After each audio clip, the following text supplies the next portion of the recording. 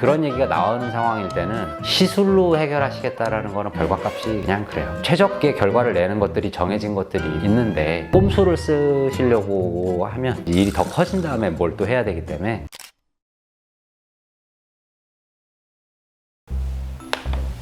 안녕하세요, 김학여입니다. 근데 사람이 나이가 들면은 나이가 들어 보이잖아요. 네. 왜 나이가 들어 보이는 걸까요?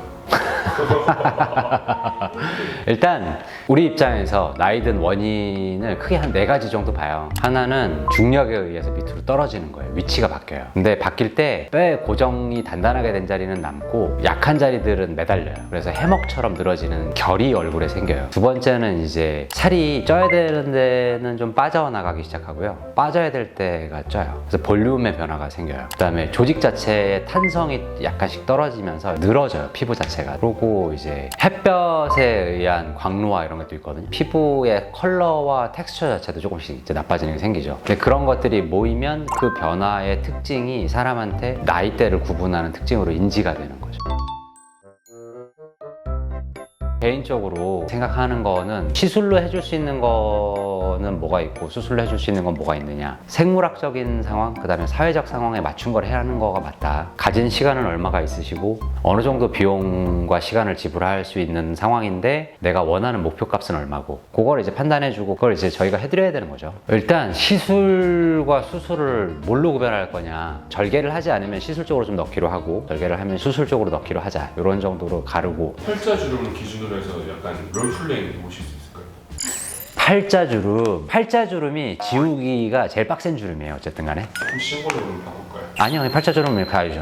가장 간단한 어프로치는 필러 쓰는 거예요. 필러로 깊이 파인 것만 좀 덜 파이게 바꿔줘도 더 낫고요. 그 다음으로 생각할 수 있는 거는 이제 파이프, 울세라 같은 장비. 그걸로 이 파인 거 위쪽의 지방량을 좀 줄일 수 있어요. 조직 자체도 약간 타이트하게 좀 팽팽하게 바꿀 수 있어요. 그 두 가지를 합쳐 쓰기도 해요. 필러 놓고 에너지 디바이스로 당기고. 근데 그 다음 단계에서 이제 생각하는 거는 수술이잖아요. 수술로 할 수 있는 거는 이 팔자주름 영역을 터치하는 것 중에 좀 간단한 건 미드 페이스 리프트라는 게 있어요. 요 볼 자체를 당기는 거예요. 그 다음에 팔자주름이 없어지는 느낌까지 좋아진다. 그건 이제 페이스 리프트 쪽이 좀 더 강해요. 요 선이 이렇게 떨어져 있으면 요 방향 따라서 이렇게 당겨줄 수 있거든. 그래서 그거는 이제 수술을 제대로 하는 전문의가 수술하면 생각보다 화끈하게 좋아집니다.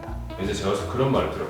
시술은 대체적으로 제가 지금 늙는 걸 살짝 시간을 늦춰주는 정도라면 수술이 이제 아예 대감기를 하는 거다라는 얘기를 들어본 적이 있어요. 맞아요. 거의 비슷해요. 시술의 영역에서 하는 거는 슬로우 에이징에 가까워요. 좀 더 천천히 나이 먹을 수 있게 조율을 하는 거예요. 근데 그것도 되게 중요해요. 요즘에 이쪽 분야에서의 메타가 가장 비침습적인 것들을 대부분의 클라이언트들이 선호를 하고 간단한 걸 했는데 엄청 큰 효과를 보고 싶고 수술 같은 거 안 해봤으니까 뭔가 약간 무섭고 그렇게들 생각을 주로 하시는데 그렇게 돈을 많이 들이고 했음에도 불구하고 한계가 존재해요. 되게 드라마틱하게 달라지는 수준의 영역으로 뭔가가 나오는 것들은 많지는 않아요. 진짜로 한 10년 이상 젊어 보이는데 이런 느낌까지를 내려면 생물학적으로 그 구조의 변화가 원상복구가 되고 그 원상복구된 게 다시 재발하지 않는 형태 뭔가 이런 것들이 이루어져야 되는데 그게 안정적으로 사람 몸에 정착될 정도가 뭐가 되려면 위치를 바꿔서 붙여주는 방식이 돼야 될 수밖에 없고 그러면 이제 그건 이제 수술이 될 수밖에 없죠.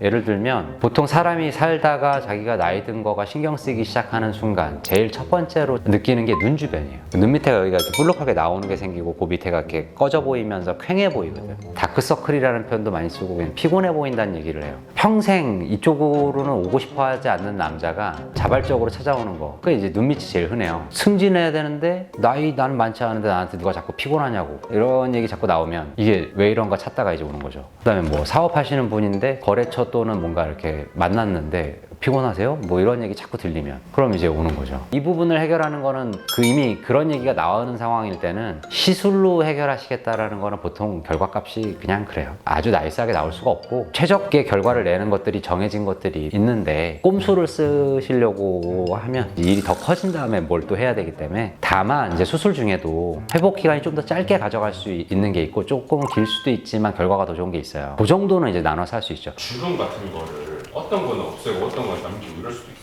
네. 나이가 들어서 주름이 멋있게 있으면 그냥 멋있잖아요. 남자는 특히 그런 경우들이 있죠. 근데 그게 객관적으로도 없어지는 게 좋은 것 같다. 그럼 그 부분만 딱 잡는 거를 할 수도 있고요. 그 다음에 얘기하시는 거가 있어도 좋은 거다. 예를 들면 이 남자 미간주름 있잖아요. 이거가 어떻게 보면 그 사람의 직업적 특성, 상황 이런 거에 따라서 그게 있어도 나쁘지 않은 경우도 있거든요. 그럼 그걸 꼭 하셔야 되겠나? 이걸 이제 알려줘야죠. 객관적인 의견.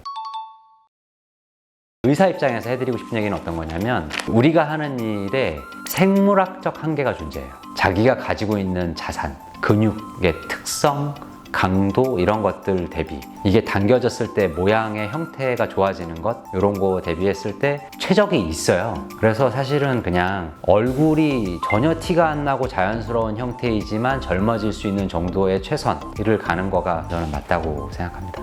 여기까지 오늘 안티에이징 시술에 관한 얘기를 조금 드려봤습니다. 감사합니다.